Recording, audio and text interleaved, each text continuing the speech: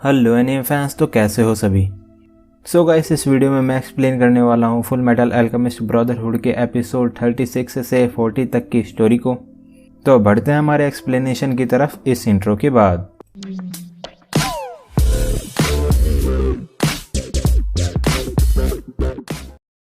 तो एपिसोड 36 के स्टार्ट में होहेनहाइम अपनी बॉडी से फिलोसोफर स्टोन निकालता है और उन्हें कुछ मिशन देता है। फिर हमें होहेनहाइम का पास्ट दिखाया जाता है जिसमें वो अपनी फैमिली के साथ होता है और वो अपनी वाइफ को बोलता है कि क्योंकि वो अब इमॉर्टल है तो वो अपने सन्स एडवर्ड और अल्फांस को ओल्ड होते हुए नहीं देख सकता है। तो ट्रिशा एक फोटोग्राफर को बुलाकर उनकी एक फैमिली फ़ोटो क्लिक करवाती है और वो होहेनहाइम को बोलती है कि वो इन पिक्चर्स को देखकर अपने हैप्पी डेज को याद रख सकते हैं।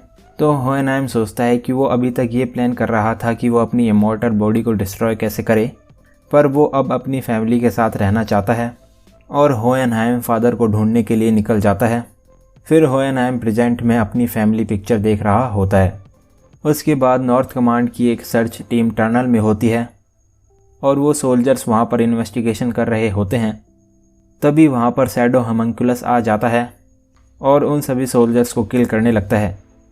फिर जनरल रेवन जनरल मीरा से पूछते हैं कि क्या उसे इमॉर्टल होना है और अगर हाँ तो वो उसकी हेल्प कर सकता है। तो जनरल मीरा वहाँ पर एक्टिंग करती है और पूछती है कि ये इमॉर्टेलिटी सिर्फ जनरल्स के लिए है या फिर सभी सोल्जर्स को इसका लाभ मिलेगा। तो जनरल रेवन उसे बोलता है कि जब टाइम आएगा तो वो उसे सब बता देगा। तभी एक सोल्जर जनरल मीरा के पास आता है और उसे बताता है कि टनल में जो सर्च टीम गई थी वो अब कोई रिस्पॉन्स नहीं दे रही है। तो जनरल मीरा और मेजर्स टनल में जाने वाले होते हैं, पर तभी जनरल रेवन जनरल मीरा को बोलता है कि वो टनल में ना जाएं और अभी इस टनल को सीमेंट से बंद करके सील कर दें। उसके बाद जनरल रेवन एडवर्ड और अल्फांस से मिलने आता है और बोलता है कि उन्होंने उसकी डील के अकॉर्डिंग नॉर्थ में सेंट्रल के बारे में कुछ नहीं बताया है, तो वो उन्हें यहाँ से जल्दी बाहर निकाल देगा। फिर एडवर्ड उससे पूछता है कि अगर जनरल मीरा को टनल से उसके प्लान के बारे में पता चल गया तो जनरल रेवन बोलते हैं कि जनरल मीरा अब उनके साइड में है। फिर जनरल मीरा स्लॉथ को टनल में वापस भेज देती है और जनरल रेवन सभी सोल्जर्स को झूठ बोलता है कि ये एक कैमरा है जो कि सेंट्रल के लिए वर्क कर रहा है और जनरल रेवन उन्हें ओपनिंग को सील करने को बोलता है। फिर डॉक्टर मार्को स्कार के भाई के नोट्स को कम्प्लीटली समझ नहीं पाते हैं क्योंकि वो नोट्स इस्फालियन लैंग्वेज में लिखे होते हैं। तो डॉक्टर मार्को स्कार की हेल्प लेने के लिए सोचते हैं। तभी स्कार डॉक्टर मार्को के पास आ जाता है और स्कार बताता है कि नॉर्थ सोल्जर्स को उनकी लोकेशन के बारे में पता है और उन्हें यहाँ से चलना चाहिए। उसके कुछ दिन बाद जनरल मीरा टनल की ओपनिंग क्लोज करा देती है और जनरल रेवन उसे बोलते हैं कि वो जल्दी ही इमॉर्टल बॉडीज़ को अचीव कर लेंगे और सिर्फ जनरल्स को ही इमॉर्टल बनाया जाएगा और वो सभी सोल्जर्स को सेक्रीफाइस के रूप में यूज़ करेंगे। तो जनरल मीरा उससे पूछती है कि क्या यही इस फाल में भी हुआ था। तो जनरल रेवन कन्फर्म करता है कि इस फाल की वार भी उन्हीं के प्लान का हिस्सा थी। तभी जनरल मीरा एंग्री होकर जनरल रेवन पर अटैक कर देती है और रेवन को किल करके टनल में गिरा देती है। फिर एक सोल्जर मेजर माइल्स को बताता है कि उनका ऑपरेशन कंप्लीट हुआ और अब उसे मेजर किमली को रोककर नहीं रखना पड़ेगा। फिर मेजर माइल्स किमली को बताता है कि जनरल रेवन मिसिंग है। तो किमली बोलता है कि अगर ऐसा है तो जनरल ब्रैडली का ऑर्डर है कि वो यहाँ पर कमांड संभाले। फिर जनरल मीरा एक दूसरे पास से टनल में जाती है जो कि एडवर्ड ने बनाया होता है। उसके बाद विनेरी मेजर किमली के साथ एडवर्ड और अल्फांस से मिलने आती है और विनेरी को जनरल ब्रैडली ने नॉर्थ जाने का मैसेज दिया होता है। फिर विनेरी एडवर्ड के ऑटोमेल आर्म को रिपेयर करती है और एडवर्ड विनेरी को किमली की बातों पर बिलीव करने से मना कर देता है। तो विनेरी बोलती है कि मेजर किमली ने रास्ते में उसे उसके पेरेंट्स के बारे में बताया था कि विनेरी के पेरेंट्स ने इस फाल वार में सभी लोगों का ट्रीटमेंट करा था और किमली ने विनेरी के पेरेंट्स के पास उसकी फ़ोटो भी देखी थी। फिर विनेरी एडवर्ड के ऑटोमेल को फिक्स कर देती है। तभी बकेनियर एडवर्ड और विनेरी को अपना न्यू ऑटोमेल दिखाता है और विनेरी नॉर्थ की न्यू ऑटोमेल टेक्नोलॉजी देखने लगती है। फिर अल्फांस को प्रिजन में ही रखा जाता है और किमली एडवर्ड से बात करता है। फिर जनरल मीरा एक और सर्च टीम को टनल में भेजती है।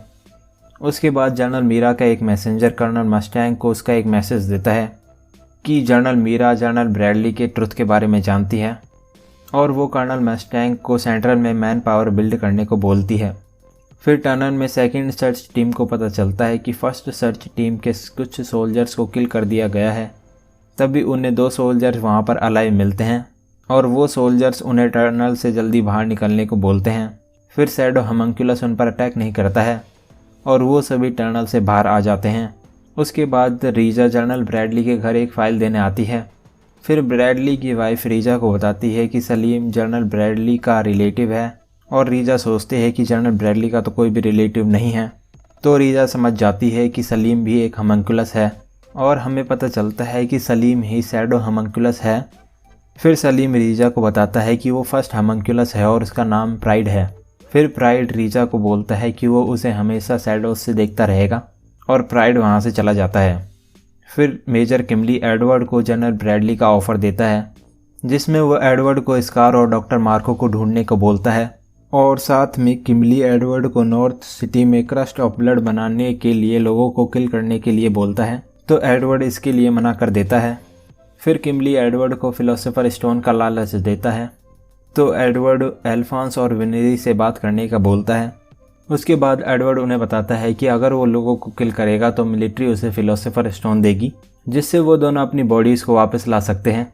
फिर एडवर्ड मेजर किमली का साथ देने के लिए रेडी हो जाता है और अल्फांस समझ जाता है कि एडवर्ड किसी की लाइफ को हर्ट नहीं करेगा और वो जस्ट प्रिटेंड कर रहा है किमली का साथ देने का जिससे एडवर्ड मे चांग और स्कार को ढूंढ सके। उसके बाद एडवर्ड किमली को बोलता है कि अल्फांस को वो अपने साथ स्कार से फ़ाइट करने ले जाएगा क्योंकि अल्फांस की आर्मर बॉडी के साथ उन्हें स्कार से फ़ाइट करने में एडवांटेज होगी। फिर विनेरी भी एक एक्सक्यूज़ देकर एडवर्ड और अल्फांस के साथ उनकी मिशन पर चली जाती है। उसके बाद एडवर्ड और अल्फांस सोल्जर्स के साथ एक खाली माइनिंग टाउन में जाते हैं जहाँ पर वो सभी स्कार को ढूंढते हैं। फिर एडवर्ड और अल्फांस के साथ मेजर किमली के 2 सोल्जर्स स्कार को ढूंढ रहे होते हैं। तभी एड और एल उन दोनों सोल्जर से अलग होकर स्कार को ढूंढने लगते हैं। फिर मे चांग अल्फांस के पास आ जाती है और अल्फांस उससे एल का हिस्ट्री के बारे में पूछता है। तभी डॉक्टर मार्को भी वहाँ मे को ढूंढते हुए आते हैं। फिर मेजर किमली के सोल्जर्स स्कार को ढूंढ लेते हैं और वो दोनों कैमरा में बदल जाते हैं। फिर एडवर्ड डॉक्टर मार्को को बोलता है कि उनकी कंट्री की एल्केमी से लोगों की लाइफ जाती है पर एल का हिस्ट्री डिफरेंट है। तो डॉक्टर मार्को उन्हें बताते हैं कि स्कार के भाई ने ये पहले ही फिगर आउट कर लिया था और इस नोट्स में एल का हिस्ट्री के सभी आंसर्स हैं पर उन्हें इस सवाल की लैंग्वेज समझने के लिए स्कार की हेल्प चाहिए। उसके बाद वो 2 कैमरा स्कार से फाइट कर रहे होते हैं और वो स्कार को इंजर्ड कर देते हैं। तभी एलरिक ब्रदर्स स्कार की हेल्प करने आते हैं और एडवर्ड और अल्फांस साथ मिलकर कैमरास से फाइट करते हैं और उन दोनों कैमरास को डिफीट कर देते हैं। फिर एड और एल स्कार से फाइट करते हैं क्योंकि स्कार वहाँ से भाग रहा होता है। तभी स्कार एड और एल पर अटैक करता है पर वो विनरी को वहाँ पर देखकर रुक जाता है।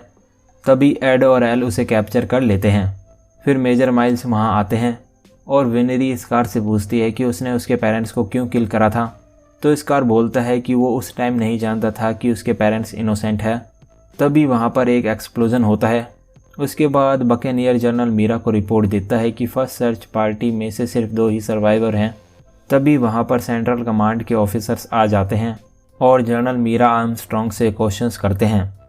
फिर किमली एक्सप्लोड हुई बिल्डिंग पर पहुँचता है और एडवर्ड किमली को बोलता है कि स्कार ने विनेरी को किडनैप कर लिया है। तभी मेजर किमली स्कार पर अटैक करने वाला होता है पर एडवर्ड उसे रोकता है और बोलता है कि इसमें विनेरी भी हर्ट हो सकती है।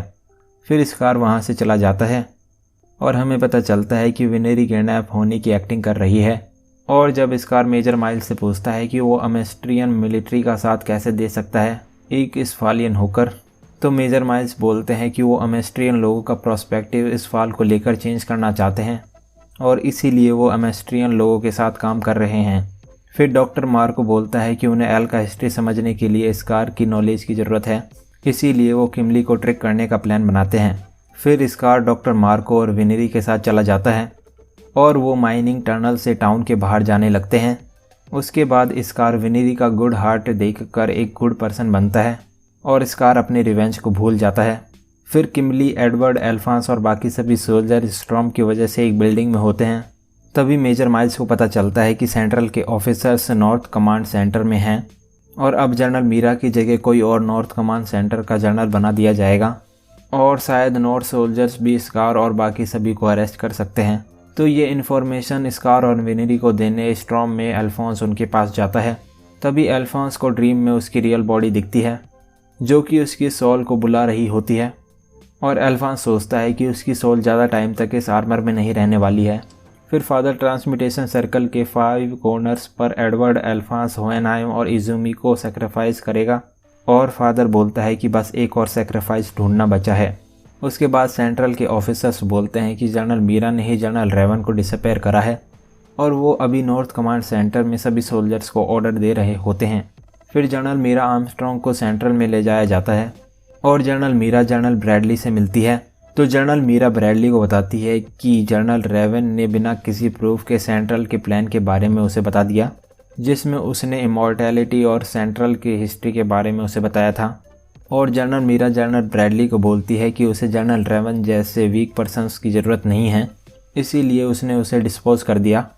फिर जनरल मीरा जनरल ब्रैडली को बोलती है कि वो जनरल रेवन की जगह उसके प्लान में शामिल होना चाहती है, तो ब्रैडली उसे ऐसा करने के लिए अलाउ कर देता है। फिर नॉर्थ कमांड के सभी सोल्जर्स जनरल मीरा के एब्सेंस में एक होकर वर्क कर रहे होते हैं। फिर लेफ्टिनेंट रीजा कर्नल मस्टैंग को कोड मैसेज में बताती है कि सलीम ब्रैडली एक होम्युनकुलस है। फिर हमें फादर के पास्ट के बारे में बताया जाता है, जिसमें फादर एक साइंस एक्सपेरिमेंट होता है और होहेनहाइम जो कि एक एल्केमिस्ट का स्लेव होता है, वो दोनों जर्कसीज सिटी में रह रहे होते हैं। उसके बाद होहेनहाइम उसके मास्टर को होम्युनकुलस क्रिएट करने के लिए अपना ब्लड देता है।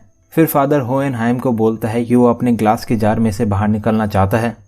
उसके बाद फादर होहेनहाइम को नॉलेज देने लगता है, जिससे होहेनहाइम स्लेव से अब एक असिस्टेंट बन जाता है। फिर होहेनहाइम का मास्टर फादर को उनके किंग के पास ले जाता है और किंग फादर से इमॉर्टैलिटी की नॉलेज के बारे में पूछता है और फादर किंग को इमॉर्टैलिटी देने का प्रॉमिस कर देता है। फिर फादर ट्रांसमिटेशन सर्कल और ह्यूमन सेक्रीफाइस से अल्केमी परफॉर्म करता है, जिससे जर्कसीज किंगडम में सभी लोगों की लाइफ की एनर्जी से पोर्टल ऑफ ट्रुथ ओपन होता है। तो फादर ग्लास जार से बाहर आ जाता है और होहेनहाइम की तरह दिख रहा होता है। फिर होहेनहाइम को पता चलता है कि जर्कसीज में सभी लोगों की डेथ हो गई है।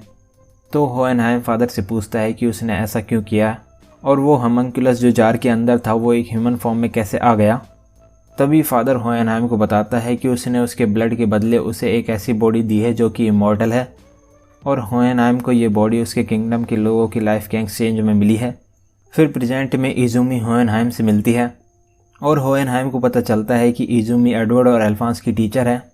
फिर होहेनहाइम इजुमी से पूछता है कि उसने द ट्रुथ को देखा है, तो इजुमी उसे बताती है कि जब उसने ह्यूमन ट्रांसम्यूटेशन करके अपने चाइल्ड को वापस लाना चाहा था तो दी ट्रुथ ने उसके बॉडी के इनसाइड ले लिए थे।